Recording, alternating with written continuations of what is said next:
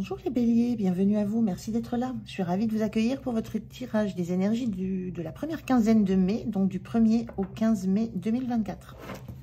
Alors comme d'habitude, je le dis à chaque fois mais c'est important, on est sur YouTube, c'est une guidance qui est générale, intuitive et qui ne peut forcément pas résonner avec chacun d'entre vous. Donc prenez uniquement si les messages vous parlent, s'ils font écho en vous, sinon ne forcez rien. Voilà. Allez, je commence par un premier message de l'oracle du Pays des Merveilles pour l'énergie qui vous accompagne sur la quinzaine. Je continue avec le tarot des fées pour la situation, comment vous sentez, le point de vigilance, point de soutien, point de vigilance et l'énergie que vous avez en quittant cette quinzaine. Et je termine par un message, un conseil du petit oracle de l'intuition. Allez, c'est parti pour vous, les béliers. Quelle est cette énergie qui vous accompagne sur la quinzaine ?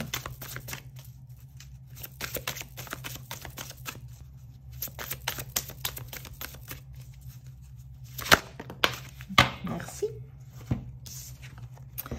On a la carte numéro 2. Qu'adviendra-t-il ensuite? Soyez prêts pour l'aventure, les chamboulements et changements. Pause avant l'action. On est là dans l'histoire d'Alice où Alice est dans le jardin, elle s'ennuie et c'est juste avant qu'elle ne voit passer le lapin blanc qu'elle va décider de suivre sur une impulsion. Donc là, il y a l'idée de se préparer à quelque chose de beau, il y a l'idée de chamboulement, changement, il y a une idée d'une espèce de temps de latence avant que quelque chose ne bouge. Il y a un effet de surprise. Il y a une surprise, moi c'est ce que je ressens. Il y a une surprise qui va vous faire, qui va transformer votre rythme de vie, qui va transformer le rythme de ce que vous faites actuellement. Il y a une surprise qui va vous redonner l'envie de bouger, de sauter de joie. Enfin, voilà, il y a quelque chose de cet ordre-là qui va transformer l'état d'esprit dans lequel vous êtes jusqu'à maintenant, qui va apporter du peps. Et il y a cette notion de surprise, c'est que il y a aussi cette notion d'impulsivité, de s'en emparer ou pas. Vous en emparez, ça va transformer quelque chose, soit en vous, soit dans votre environnement, mais vous ne savez pas quoi, mais vous ne savez pas non plus quelle direction ça prendra. Voilà, il y a une notion aussi de savoir que quelque chose va se passer. D'être dans c'est presque le calme avant la tempête. Alors, on va regarder la situation. Je fais le tirage avec le tarot, je fais sauter les cartes, donc ça peut prendre du temps. Donc, je couperai et je vous retrouve juste après le tirage et on verra si les cartes se sont retournées ou pas. Allez, à tout de suite. Eh bien, sacré tirage là de ce que je peux voir parce qu'il y a quand même sur la situation, vous avez 3 arcanes majeures et on trouve une 4e arcane majeure, un 4e arcane majeur supplémentaire ici. Et en dos de deck, on a le 3 d'épée inversé. Donc l'énergie de fin de quinzaine qui ne s'est pas retournée. Donc des choses assez importantes sur cette quinzaine, les béliers. Alors le 3 d'épée qui est en carte retournée. Il y a la fin de... C'est une période de guérison. Le 3 d'épée, c'est on est blessé au cœur, on est touché au cœur par des paroles, par des actes, par... voilà, il y a quelque chose qui a blessé fortement. Il y a une guérison d'une forme de blessure, de quelque chose qui a été difficile. Donc c'est la sortie de ça. Et la suite de la carte du 3 d'épée, c'est le 4 d'épée, c'est quand on se pose pour se guérir justement. Quand on est dans ce temps où il ne se passe rien parce qu'on a besoin de se régénérer. Donc on est bien dans ces énergies-là, vous entrez dans ce temps de calme, de pause, de régénération. On le voit avec la grande prêtresse, vous êtes centré sur vous, vous êtes centré sur ce que vous pouvez comprendre. Et il y a aussi cette... Alors c'est très très intéressant. L'ermite, c'est celui qui va creuser, qui va chercher les causes dans le passé. Donc cette 4 d'épée, elle permet aussi d'aller comprendre ce qui s'est passé. Donc dans l'ermite, on est aussi dans cette énergie d'aller de se plonger dans le passé, mais dans la tête. Donc il n'y a pas de mouvement physique, on est là, on est plongé, on réfléchit, on est centré sur soi, on essaie de comprendre ce qui s'est passé et ça va loin. Il y a une période d'introspection assez profonde dans tout ça. Donc c'est vraiment une période de très très grand calme, mais qui ne va pas durer très longtemps parce qu'on a ce magicien, là, ce battleur, où là c'est le renouveau. Le battleur, c'est cette surprise là de savoir qu'il se passe quelque chose, que vous avez il y a des choses que vous pouvez manifester, vous, que vous avez les compétences de manifester. Il y a des compréhensions sur ça qui se passent sur la quinzaine. Donc, cette quinzaine assez calme, c'est parce que vous êtes en période d'introspection par rapport à des blessures qui ont touché au cœur. Ce n'est pas forcément des blessures sentimentales, c'est des choses qui ont touché au cœur. Donc, voilà, que ça peut être des paroles que vous avez entendues, des actes que vous avez vus faire et qui vous ont heurté, qui vous ont fait mal. Donc, vous sortez de ça. Il y a une guérison, mais ça vous oblige à aller chercher en vous, dans votre histoire, peut-être assez loin aussi dans votre enfance, jusqu'à l'enfance, ça peut être jusque-là, d'aller chercher pourquoi ce genre d'attitude, pourquoi cette parole vous a à ce point-là heurté, blessé. Et donc, vous cherchez. Et vous cherchez... la grande prêtresse, elle ne dévoile pas ce qu'elle cherche. Elle n'en fait pas...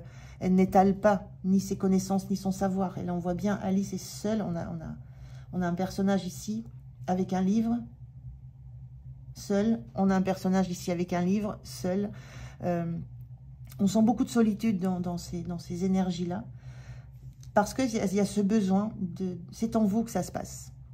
C'est vous que ça regarde et uniquement vous. Vous, votre histoire, votre passé et votre présent. Donc, ça ne regarde personne d'autre. On a deux cartes qui sont très, très similaires dans les énergies. Mais il y a beaucoup plus de tristesse dans cette carte-là. Il y a moins de connaissances. On sent qu'il y a encore besoin de comprendre des choses. Il y a encore besoin de creuser et d'intégrer les expériences douloureuses, de les faire siennes. Et en même temps, je le disais, avec ce magicien, vous sentez que ça vous donne des outils, des compétences. Vous savez que vous êtes en capacité de transformer cette vie que vous avez là, de lui donner du peps. Et la notion de surprise, c'est... Il y a la notion de vous ne savez pas du tout ce que ça va donner. Le magicien, il fait des essais, il fait des expériences. Il tente des choses. Qu'est-ce que ça va donner? Il n'en sait rien. Mais il essaye, il tente. Il se laisse la chance d'expérimenter quelque chose. Donc, il y a tout ça dans cette quinzaine, ce temps d'introspection, et avec cette énergie du magicien, où il y a, là, c'est un nouveau départ, c'est une nouvelle orientation. Il y a quelque chose qui vient bousculer la tranquillité dans laquelle vous vous êtes installé depuis un petit moment. C'est cette notion de surprise-là, quelque chose qui bouscule et qui vous oblige à bouger, vous, parce que le magicien, c'est vous, c'est votre énergie, ça vous oblige à bouger. De la même façon que le lapin blanc oblige Alice à lâcher son livre, se lever et lui courir après. Elle aurait très bien pu le laisser passer et ne pas bouger. Mais là, il y a quelque chose qui vous fait bouger, qui vous fait vous secouer presque. Donc voilà, c'est un petit peu les énergies dans lesquelles vous êtes. Vous avez ce temps nécessaire encore pour comprendre, mais il y a quelque chose qui va vous faire bouger, qui va vous faire comprendre que c'est fini, que c'est parti pour quelque chose d'autre, de nouveau, dont vous ne connaissez rien, mais que vous pouvez expérimenter. Très beau comme énergie. Hein. Alors, comment vous vous sentez en 7 d'épée? Le 7 d'épée, c'est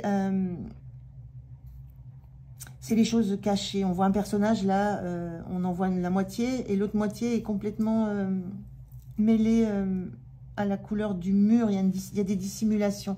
Vous ne dites pas tout. Il y a des choses que vous gardez vraiment pour vous. Il y a une notion qui est là encore avec la voyante. On l'appelle la voyante dans cette carte. Il y a une notion de secret qui ne se révèle pas. Vous ne révélez qu'une part de vous-même. Il y a quelque chose en vous que vous gardez complètement secret. Et c'est lié à des compréhensions. On est dans l'épée, dans l'analyse, dans le mental, l'intelligence. Il y a des choses de l'ordre des compréhensions que vous avez sur tout ce travail que vous avez fait en vous, peut-être par rapport à ce qui a été blessant pour vous. Il y a des compréhensions que vous avez, que vous gardez pour vous. C'est pas le moment de tout dévoiler. C'est pour le moment vous montrer une façade, un visage qui n'est pas ce que vous êtes à l'intérieur. À l'intérieur, ça travaille beaucoup, ça réfléchit, ça analyse. Il y a quelque chose de l'ordre de très aiguisé aussi avec cette épée-là. Vous êtes aussi très à l'écoute. L'oreille, elle est dans le coin caché. Vous êtes très, très à l'écoute, hein, comme cette grande prêtresse, cette voyante. Vous êtes très à l'écoute de ce qui se passe en vous.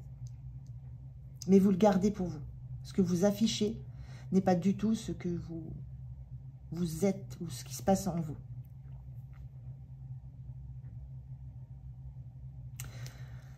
Le point de soutien, le 5 de bâton. Le point de soutien, c'est que il y a une capacité à bouger, à s'activer, à s'agiter, à travailler avec, à se lancer dans un projet, dans quelque chose. Il y a cette énergie. Vous avez cette énergie de vous lancer dans quelque chose, de trouver du soutien, de trouver de l'aide. Il y a cette énergie-là de battleur qui est en vous. Ça va se réveiller. Je ne sais pas quel événement va se passer pour que ça vous... Cette sensation que ça va vous réveiller, ça va vous faire sauter sur vos pieds comme un ressort.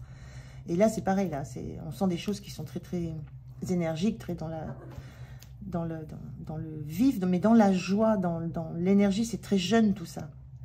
Voilà, c'est une notion de se faire une balançoire autour d'une branche d'arbre. C'est très, très enfantin, très enfant intérieur.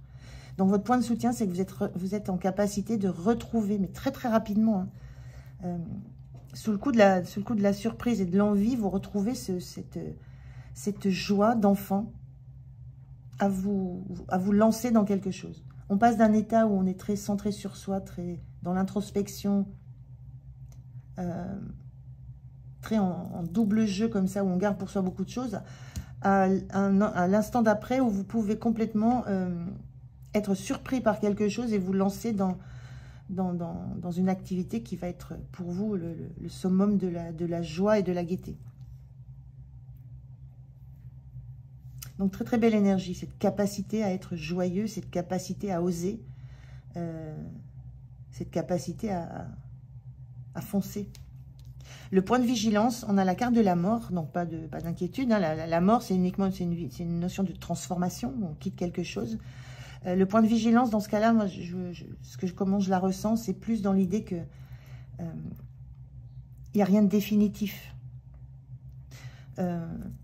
Moi, ce que je ressens, c'est qu'on ne sort jamais définitivement d'un état où on va se poser des questions, où on va analyser, on va essayer de comprendre ce qui se passe.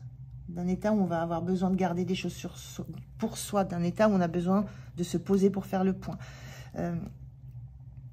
Il y a cette notion de surprise qui arrive pour vous sortir d'une forme de léthargie, active par contre.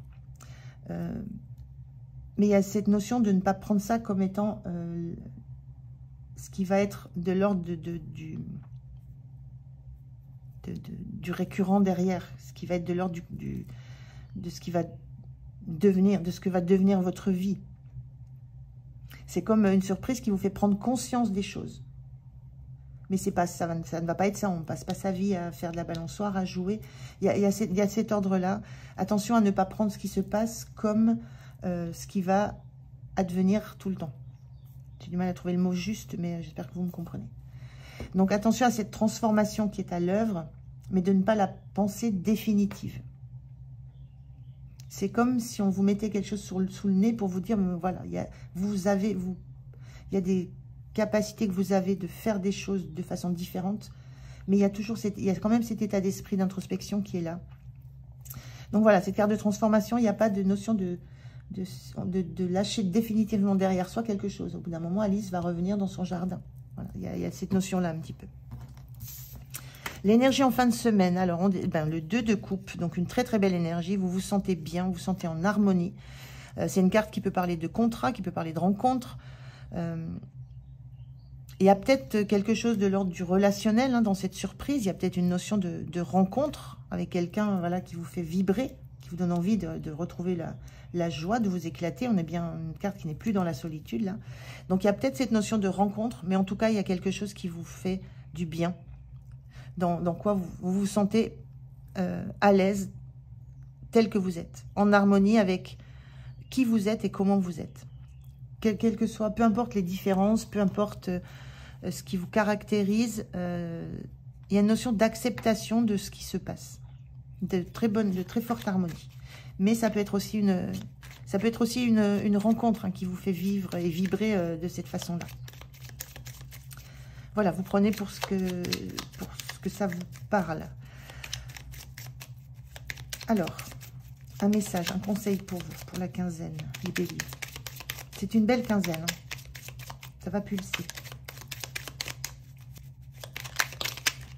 Alors, on a... Oula, 2 cartes. On a 2 cartes de dons, liées au don. Alors, on a boussole.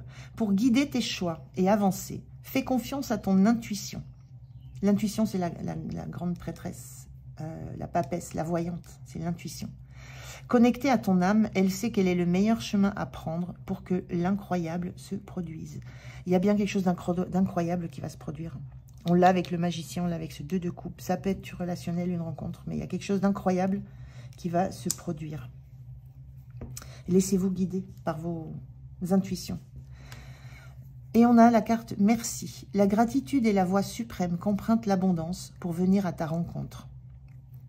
Exprime-la au quotidien et tu seras connecté au réservoir infini de l'univers. On vous dit d'être dans la reconnaissance, dans le merci, dans la gratitude pour que l'abondance arrive à vous. On a bien ici, je disais, une notion de rencontre, une notion d'harmonie, il y a une notion d'abondance émotionnelle aussi derrière tout ça. Donc vous êtes dans ces énergies, les béliers. Donc soyez dans la gratitude pour ce que vous vivez, ce qui vous arrive, quelle que soit l'intensité, quelle que soit la profondeur dans laquelle vous allez plonger. Soyez dans la gratitude de ce que vous vivez. Voilà, très très beau message pour cette quinzaine, les béliers. Merci de m'avoir écouté, j'étais ravie de faire cette guidance pour vous. Passez une bonne quinzaine, prenez soin de vous. Moi, je vous dis à tout bientôt. Au revoir.